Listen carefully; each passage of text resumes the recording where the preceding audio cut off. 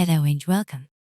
Tonight, we are going to read a story that has touched the hearts of generations. It is the story of the Velveteen Rabbit by Margery Williams. So, close your eyes, take a deep breath, and let us begin. There was once a Velveteen Rabbit, and in the beginning, he was really splendid. He was fat and bunchy, as a rabbit should be. His coat was spotted brown and white. He had real thread whiskers, and his ears were lined with pink sateen. On Christmas morning, when he sat wedged in the top of the boy's stocking, with a sprig of holly between his paws, the effect was charming. There were other things in the stocking: nuts and oranges, and a toy engine, and chocolate almonds, and a clockwork mouse. But the rabbit was quite the best of all. For at least 2 hours, the boy loved him. And then, aunts and uncles came to dinner, and there was a great rustling of tissue paper and unwrapping of parcels. In the excitement of looking at all the new presents, the Velveteen Rabbit was forgotten. For a long time, he lived in the toy cupboard or on the nursery floor, and no one thought very much about him. He was naturally shy, and being only made of velveteen, some of the more expensive toys quite snubbed him. The mechanical toys were very superior and looked down upon everyone else. They were full of modern ideas and pretended they were real. Between them all, the poor little rabbit was made to feel himself very insignificant and commonplace. The only person who was kind to him at all was the Skin Horse. The Skin Horse had lived longer in the nursery than any of the others. He was so old that his brown coat was bald in patches and showed the seams underneath. He was wise, for he had seen a long succession of mechanical toys arrive to boast in swagger, and by break their mainsprings and pass away. He knew that they were only toys and would never turn into anything else. For nursery magic is very strange and wonderful, and only those playthings that are old and wise and experienced, like the Skin Horse, understand all about it. "What is real?" asked the rabbit one day. "Does it mean having things that buzz inside you and a stick-out handle? Real isn't how you are made," said the Skin Horse. "It is a thing that happens to you when a child loves you for a long, long time, not just to play with, but really loves you. Then you become real." "Does it hurt?" asked the rabbit. "Sometimes," said the Skin Horse, for he was always truthful. "When you are real, you don't mind being hurt." "Does it happen all at once, like being wound up?" he asked. "Or bit by bit?" "It doesn't happen all at once," said the Skin Horse. "You become. It takes a long time. That is why it doesn't happen often to people who break easily, or have sharp edges, or who have to be carefully kept. Generally, by the time you are real, most of your hair has been lopped off, and your eyes drop out, and you get loose in the joints, and very shabby. But these things don't matter at all, because once you are real, you can't be ugly, except to people who don't understand." That night, and for many nights after, the Velveteen Rabbit slept in the boy's bed. At first he found it rather uncomfortable, for the boy hugged him very tight, and sometimes he rolled over on him. But very soon, he grew to like it, for the boy used to talk to him and made nice tunnels for him under the bedclothes. And they had splendid games together, in whispers, when Nana had gone away to her supper. And when the boy dropped off to sleep, the rabbit would snuggle down close under his little warm chin and dream. And so time went on, and the little rabbit was very happy. So happy that he never noticed how his beautiful velveteen fur was getting shabbier and shabbier, his tail becoming unsewn, and all the pink rubbed off his nose where the boy had kissed him. One day, the boy said, "You must not say that.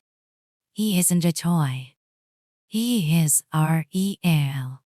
When the little rabbit heard that, he was happy, for he knew that what the skin horse had said was true at last. The nursery magic had happened to him. He was a toy no longer. He was real. The boy himself had said it. That was a wonderful summer. Near the house where they lived, there was a wood, and in the long June evenings, the boy liked to go there after tea to play. One evening, while the rabbit was lying there alone, he saw two strange beings creep out of the tall bracken near him. They were rabbits like himself, but quite furry and brand new. They stared at him, and the little rabbit stared back. "Why don't you get up and play with us?" one of them asked. "I don't feel like it," said the rabbit, for he didn't want to explain that he had no clockwork. "Can you hop on your hind legs?" asked the furry rabbit. That was a dreadful question, for the Velveteen Rabbit had no hind legs at all. The strange rabbit came quite close. He wrinkled his nose suddenly. "He doesn't smell right," he exclaimed. "He isn't a rabbit at all. He isn't real." "I am real," said the little rabbit. "I am real." The boy said so, and he nearly began to cry. But the wild rabbits had disappeared, and the Velveteen Rabbit was all alone. Weeks passed, and the little rabbit grew very old and shabby. But the boy loved him just as much. And then, one day, the boy was ill. His face grew very flushed, and he talked in his sleep. And his little body was so hot that it burned the rabbit when he held him close. It was a long, weary time. But the little rabbit snuggled down patiently and looked forward to the time when the boy should be well again. And presently, the fever turned, and the boy got better. He was going to the seaside tomorrow. Everything was arranged. Just then, Nana caught sight of him. "How about his old bunny?" she asked. "That?" said the doctor. "Why, it is a mass of scarlet fever germs. Burn it at once. Get him a new one. He must not have that any more." And so the little rabbit was put into a sack with the old picture books and carried out to the end of the garden. And while the boy was asleep, dreaming of the seaside, the little rabbit lay among the old picture books, and he felt very lonely.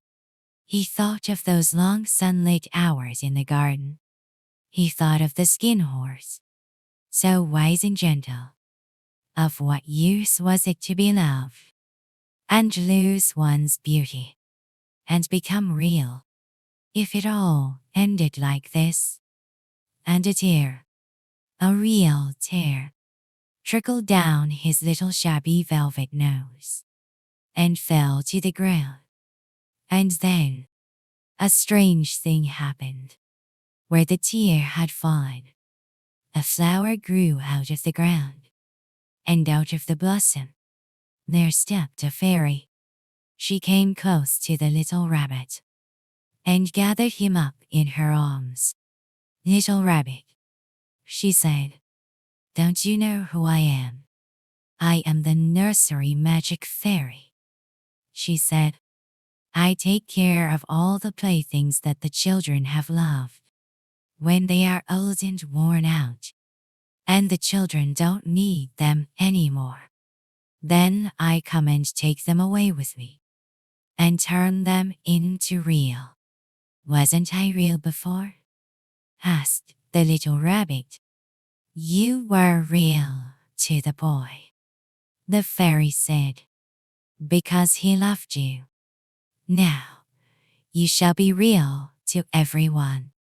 And she held the little rabbit close in her arms and flew with him into the wood. She kissed the little rabbit again and put him down on the grass. "Run and play, little rabbit," she said. He gave one leap, and the joy of using those hind legs was so great that he went springing about the turf on them. He was a real rabbit at last, at home with the other rabbits. Autumn passed, and winter, and in the spring, the boy went out to play in the wood. And while he was playing, 2 rabbits crept out from the bracken and peeked at him. One of them had strange markings under his fur, as though long ago he had been spotted, and about his little soft nose and his round black eyes there was something familiar, so that the boy thought to himself, "Why, he looks just like my old bunny that was lost when I had scarlet fever." But he never knew that it really was his own bunny, come back to look at the child who had first helped him to be real. Thank you for listening. Good night and sweet dreams.